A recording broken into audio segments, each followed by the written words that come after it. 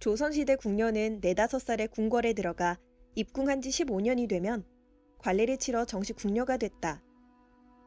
신랑 없이 혼례를 치른 궁녀들은 평생을 왕을 위해 정절을 지켜야 했다.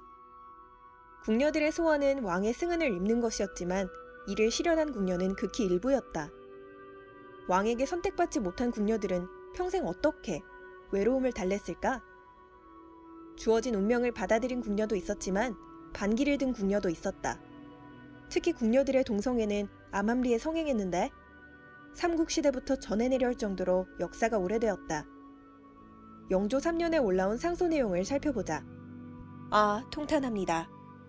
공인들이 대식을 핑계 삼아 천한 비군이나 과부와 통정합니다. 궁 출입을 못하도록 막아 그들의 왕래를 끊으소서. 원래 대식은 궁녀들이 친정 식구를 궁궐로 불러 같이 밥을 먹도록 허락한 제도였지만 이를 빌미 삼아 동성애를 하는 경우가 많아졌다. 대식은 상궁들 사이에 더욱 성행했는데 혼자 방을 써 대식을 하기에 유리했기 때문이다. 세종이 여러 차례 대식을 금지했지만 근절되지 않고 영조대까지도 이어졌다. 궁녀들의 일탈은 여기서 멈추지 않았다. 실록에는 궁녀가 다른 사내에게 연심을 품어 궁을 발칵 뒤집어 놓은 일들이 심심찮게 등장한다.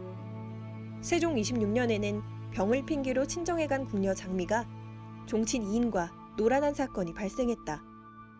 이인은 장미의 집을 오가며 선물 공세를 펼쳤고 그녀와 벽을 사이에 두고 잠도 잤다.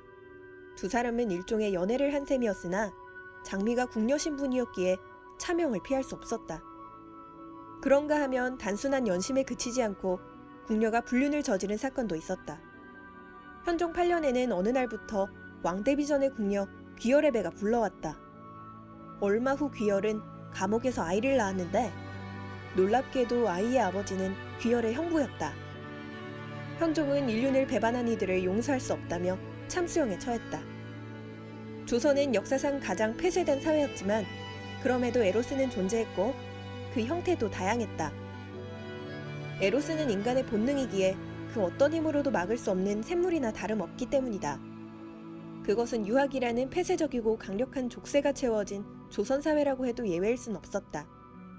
한 권으로 읽는 조선왕조실록을 시작으로 20년 넘게 조선사를 연구한 박영규 작가의 신작 에로틱 조선의 일부입니다. 저자는 역사적으로 검증된 사료에서 춘화와 음담패설, 스캔들을 채집해 그동안 베일에 쌓여있던 조선의 은밀한 성 이야기를 낱낱이 파헤칩니다.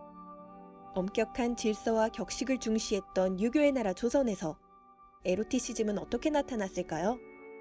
우리가 몰랐던 은밀한 이야기들 궁금하지 않으세요? 우리가 몰랐던 조선인들의 성 이야기 에로틱 조선